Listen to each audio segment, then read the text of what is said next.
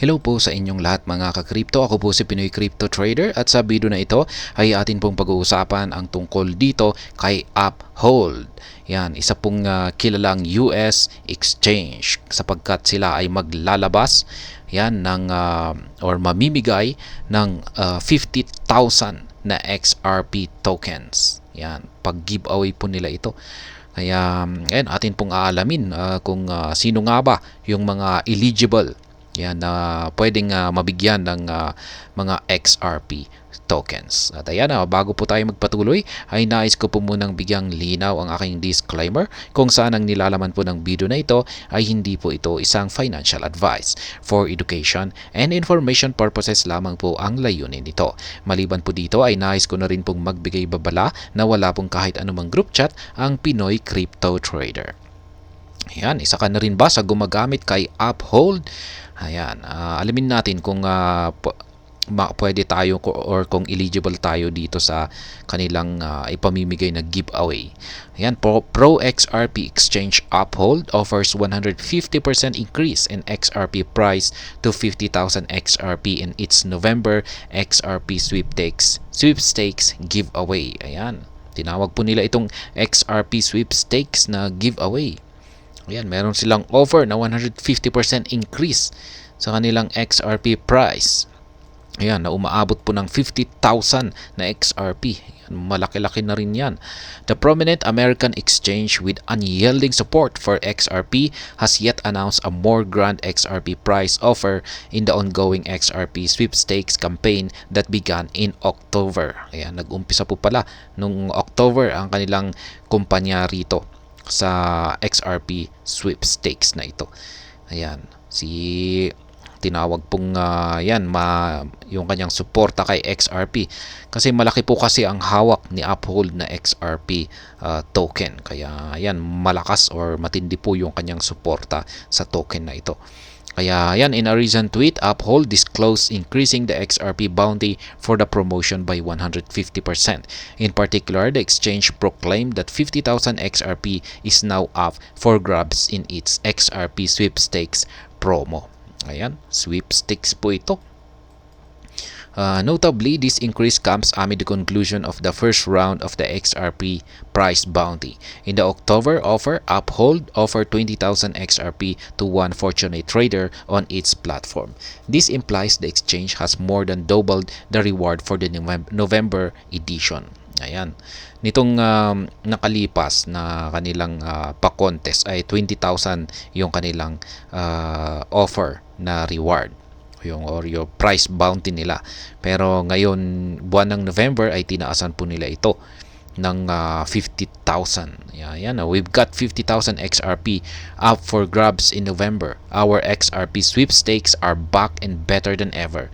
The Pro XRP exchange proclaimed in the recent notification. Ayan. Sino bang nakalaro dyan ng sweepstakes? Ayan, siguro alam nyo na kung paano maglaro ng sweepstakes ay ayan, alam nyo na siguro kung paano sumali rito sa kanilang pa-contest na ito. Kaya ayan, we've got 50,000 XRP up for grabs in November. Our XRP sweepstakes are back and better than ever. Every $20 you trade earns one entry into the draw. The more entries, the better your chances. Ayan. Ganyan lamang po ang gagawin natin. Mag-trade lamang daw tayo ng 20 at least worth or nagkakalaga ng $20 na trade. Ang palit nito ay makaka-earn po tayo ng isang one entry or one sweepstake po yan na mailalagay sa draw. Kaya ibig sabihin kung pag lagi tayo nagtitrade ng at least $20 ay naiipon po yung ating entry sa sweepstakes na ito at mas mataas yung ating chances na tayo ay manalo. Kaya yan, how to win Uphold's 50,000 XRP giveaway. It is worth mentioning that the rules for winning the 50k XRP are similar to the just concluded October offer. The recap, Uphold is offering the XRP prize to a lucky trader who emerged victorious in the draw that will be conducted from qualified entries. Yan. Besides, eligible participants are crypto enthusiasts based in the United States. Ayan. Per the terms and condition of the game, each intending participant must first register their interest in the promotion by opting in. According to Uphold, only transactions a participant conducted after the opt-in would count toward the qualified entries for the draw. Ayan. Hindi po pala tayo kasali dito. Hindi po pala tayo eligible dito. Ayan. Yung mga nakatira lamang sa bansang US yung eligible na pwedeng sumali rito. Kaya ayan, sayang po. At sana ay dapat isali nila yung ibang bansa at hindi lamang yung bansang US. Yeah, ayan, notably, a transaction is deemed qualified if worth $20 and above. Also, Uphold stated there's no limit on the amount of entries you can get. So, the more you trade, the better your chances. Ayan, yan na nga yung pinaliwanag natin kanina na kailangan na at least mag-trade ka ng $20. Yan. At ang magiging kapalit po ng $20 na trade mo ay isang entry.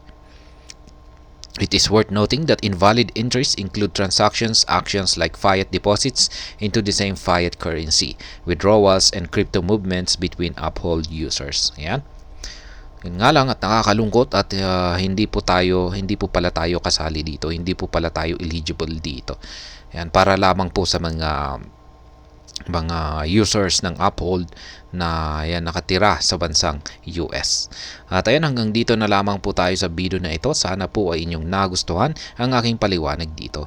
Kung inyo po itong nagustuhan ay pakiclick lamang po ang like button nito. Para naman po sa mga bago lamang dito, kayo po ay aking inaanyayahan para mag-subscribe. Pakiclick na rin po ang bell icon nito dahil ito po ang siyang magsisilbing notification nito sa mga bago kong videos na akin pong ina-upload sa aking YouTube channel na ito. Marami pong salamat sa panonood. Ingat po tayo lagi at God bless po sa ating lahat.